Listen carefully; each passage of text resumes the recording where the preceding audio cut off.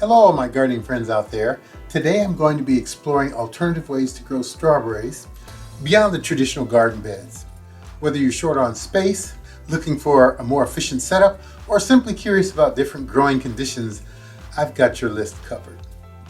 Let's dive into some popular systems and see what they bring to the table. We'll look at options like hydrostackers, containers, raised beds, wedding cake styled raised beds, and even greenhouse growing. Each system has its own perks and quirks, so I hope you stick around. Let's start with hydrostackers. These are vertical systems where strawberries are grown in stacked pots, making great use of small spaces. Hydrostackers are particularly effective for hydroponic systems, where nutrient-rich water replaces traditional soil. In a hydroponic system, nutrient availability must be precise. You can tailor it to exactly what your strawberries need, which often leads to faster growth and higher yields. Plus, since there's no soil, weeding is minimum and also a huge time saver. But there are challenges.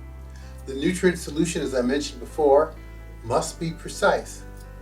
And in cold climates, hydrostackers need special attention as they will require replanting annually. And if your climate experiences harsh winters, frost protection is essential, even for a container-based system like these. You could wrap them, or cover them, or move them into a safer area, which is a bit of a hassle. Also, depending on what you buy, they can be somewhat expensive. The actual trade name hydrostackers were a couple $100 for one stack. Next up, let's talk about other containers. Containers can be incredibly versatile and can fit almost anywhere from a sunny porch to a greenhouse.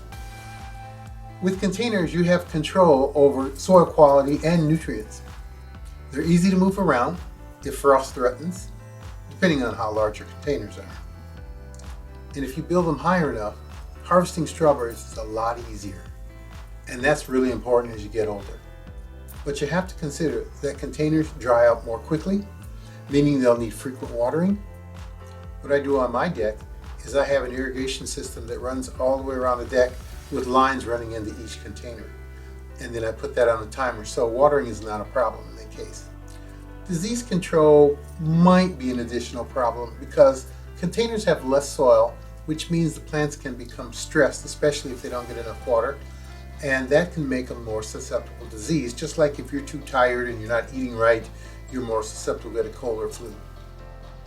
Now let's talk a little bit about a tiered system, which is a type of raised bed. To some people it looks like a wedding cake. This is a layered or a tiered design, which is perfect for strawberries. They tend to run and spread, and you can cover over your entire area. You can have like a pyramid of strawberries, because this allows plants to cascade down and fill in the available space. If the tiered system is large enough, you'll have additional soil, which means the plants have access to more nutrients. And of course, any type of raised bed tends to warm up faster in the spring, especially if you have a potting soil or a lighter textured soil like a sandy loam in there, as opposed to a heavier clay type soil. Since those beds warm up earlier in the spring, that will tend to cause the plants to grow a little faster, and you may get a little earlier yield. But this can also make your fruit more susceptible to late frost. You still have to deal with weeds, and don't make the base bed too large or you'll have difficulty reaching the inner beds without stepping in them. Now, if you're really fortunate to have a greenhouse, greenhouse growing can be the ultimate solution to growing strawberries if you want full control over your growing conditions. With a greenhouse, you're shielded from the frost, unless it's totally unheated. And you can extend your growing season with everbearers and day-neutral cultivars. If the climate is mild enough and you're growing day-neutrals, you may even be able to grow strawberries and harvest year-round. Of course, one of the advantages of this system is you have pretty much complete control over the conditions in the greenhouse, including protection from wind, frost. You can manage the temperature somewhat by venting the greenhouse or heating the greenhouse. And warm, sunny conditions that we find in a greenhouse situation will cause the berries to ripen earlier and they can be sweeter. Insect and disease problems are a little bit easier to manage. Of course, the challenge of this sort of system is that it costs you a little bit more to get things set up. I happen to grow my own little greenhouse at home to start my vegetable seedlings, so I wouldn't have to invest any additional money. And they do require regular ventilation to avoid high humidity and excessive heat buildup. I'm a little bit more worried about the excessive heat buildup than I am the humidity. You can expect the greenhouse to become humid every time you water. Pollination is also something to keep in mind. Without insects, you'll have to hand pollinate. I've done that with cucumbers before. It's tedious. A good option, although there is some cost involved, is to introduce bees into the greenhouse to do your pollination. But European honeybees do not work very well in greenhouses, so I would buy a bumblebee colony. Traditional raised beds are what we call a tried and true option. They offer similar benefits to containers, but with the added benefit and more soil space.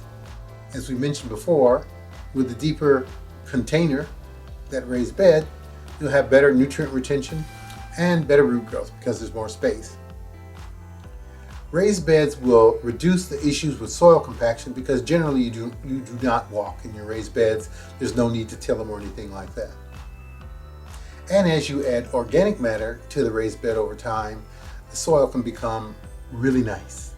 And adding organic matter and having no compaction and good drainage in the raised bed, the strawberries will really appreciate that, and they will be vigorous and grow well. And with the beds being elevated off of the ground, it makes peaking a lot more easy.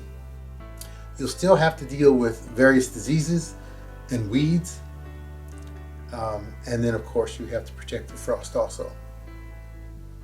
What I'd suggest for the weeds is when you plant your strawberries, plant them in a landscape fabric in the raised bed, and that'll pretty much solve your weed problems. Or use another mulch like straw, and that'll help to keep the weeds down as long as you use a clean straw. One more factor to consider is the type of strawberry you're growing. June-bearing strawberries produce one crop a year. It's not practical, well, let's say it's not as efficient to grow them in, say, containers during the summer or in a greenhouse because they put out one crop and then you're pretty much done. So everbearers and day neutrals would be a lot better. And the difference between them is June-bearing strawberries, they set their flower buds late in the summer as a result of light day length. And the everbearers and the day neutrals aren't affected so much by light in terms of producing their flower buds. As a matter of fact, day neutrals will produce a crop cycle about every 6 weeks. So there you have it, a breakdown of alternative strawberry growing systems. Each method has its pros and cons. So think about what best fits your space, your climate, your gardening goals. And if you don't mind the extra work, hydrostackers can work really nicely. For smaller spaces, containers are more versatile, can be moved around.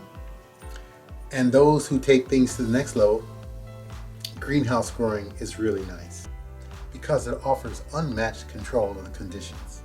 Well, I hope this has been helpful. If you have any comments or questions, please put them in the comments section. This is Gary. I hope you have a good day, and I hope you'll try some of these methods next year. Bye.